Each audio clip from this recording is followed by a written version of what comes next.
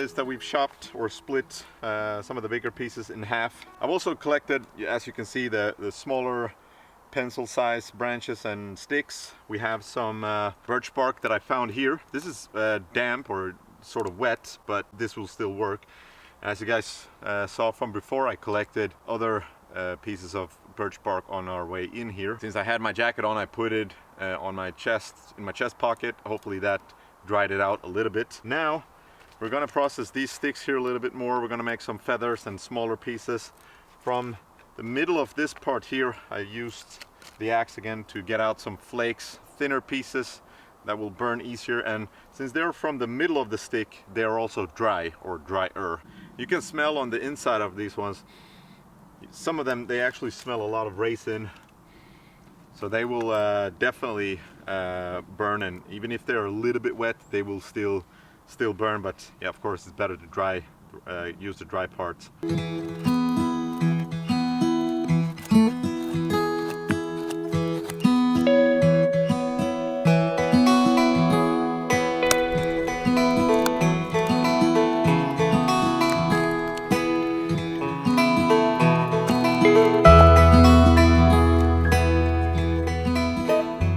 Here are the 3 pieces that I collected before. That's a great tip. Pick something early on your hike, or even if you're not gonna use it that day, maybe just pick it and keep it in your on your person or in your bag for a later time when you might need it, so it gets a chance to dry up.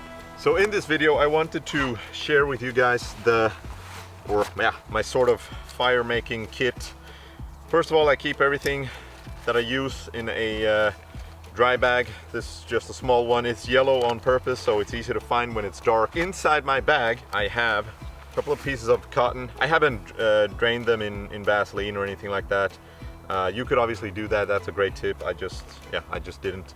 I also borrowed a couple of tampons from my mom, and you don't need a lot of cotton to start a fire, but it's a great way to catch the initial sparks that you will create. The thing I use to create sparks with is this fire steel from Primus. Just use them together like that. If you are not using it, you can keep it in the pouch like I do, or keep it around your neck like this, so you will always have a way to make fire. It's the best thing to get good at making fires with the fire steel, because it's the most dependable and reliable way to make fires. Practice with this one, learn how to get good with this, and then you can use a lighter for backup situations and have that as a reserve, but use this as your main way of making fire, because that's what it's really all about. When it's so wet outside and it's damp and everything around you is wet, you really got to think and plan on how to be able to make a fire if you need to. Just like I'm doing here, using the inner parts of the wood when it's dry. That's a great tip. Collecting pieces of birch bark, really great way. And then obviously come prepared even before you go out with cotton and your fire steel and some of the knowledge, and keep everything in the dry bag. Besides all of this, I also use, or I have with me, a lighter. It's also a Primus lighter. This one is a, I don't know if you're familiar with the term storm lighter, so yeah, for emergency, so it's not your usual type. I think that these ones are more dependable or reliable when you really need them, but again, I would only use this in an emergency situation. And last but not least, I actually have some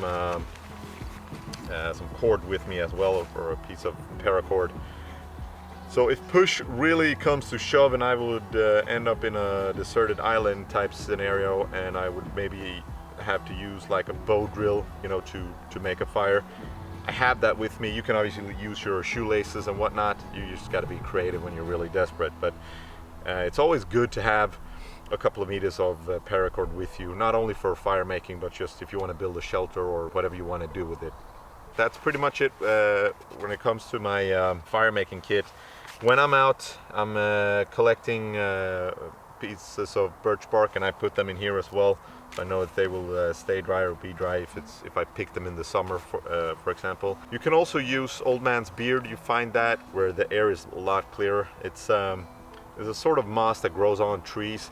That's also a great natural resource to make fire. So that's a perfect thing to keep in your little fire making kit. I keep them here in the secure pocket on my trousers, so I always have it with me. Another thing that I carry with me when I go out is a piece of fat wood like this. You can find this in the woods, you can also buy them pre-made. You can also smell them, and then you can recognize the smell from other pieces of wood as well. So there's different ways you can use your knife like that and cut like flakes, or you can use the back end if you have a 90-degree spine on your knife. You can use, so you almost get like a powder-like, I don't know if you can see that there. This is the initial part where you will start the fire.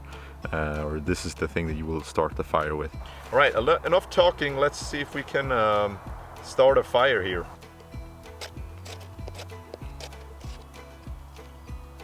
I think the best way is to put the fire steel where you want it to be, and then you take a couple of strokes like this, get some of the magnesium off the rod, and then you can slowly start to strike it.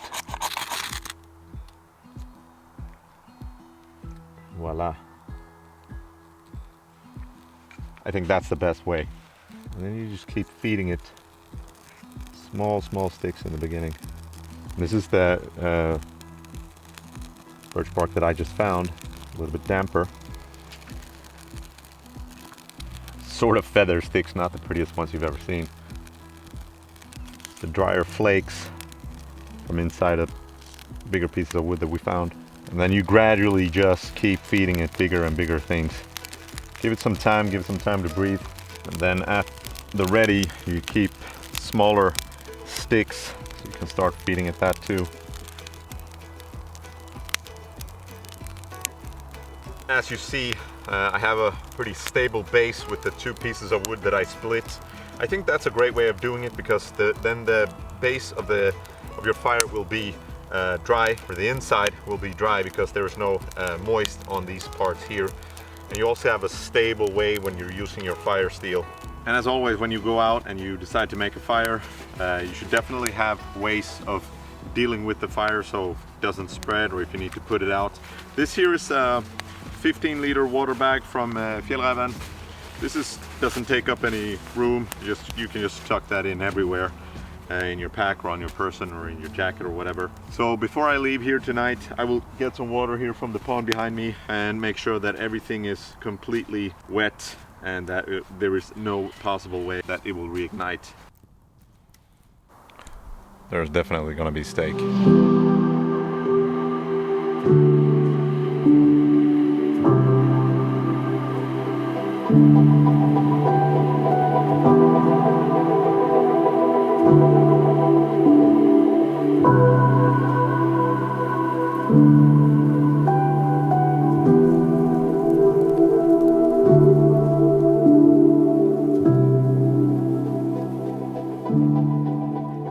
Thank you so much for watching. If you have any questions or you have your own ideas on how to make a fire or any comments, please just post them down below and I'll answer them as soon as I can. And yeah, again, if you have any other tips, just bomb them down below and we'll discuss it. I really appreciate your guys' feedback and your ideas and comments. So yeah, really looking forward to reading those and getting back to you guys.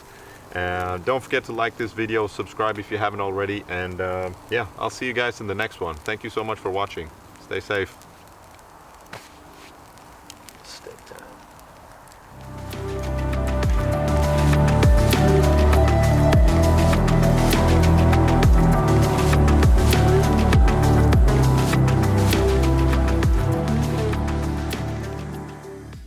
So yeah, Ted tip, smell the food. Hey, what did you do this week? And I smell some wood. What? Shut up. Ted told me to smell wood. Who the hell is Ted?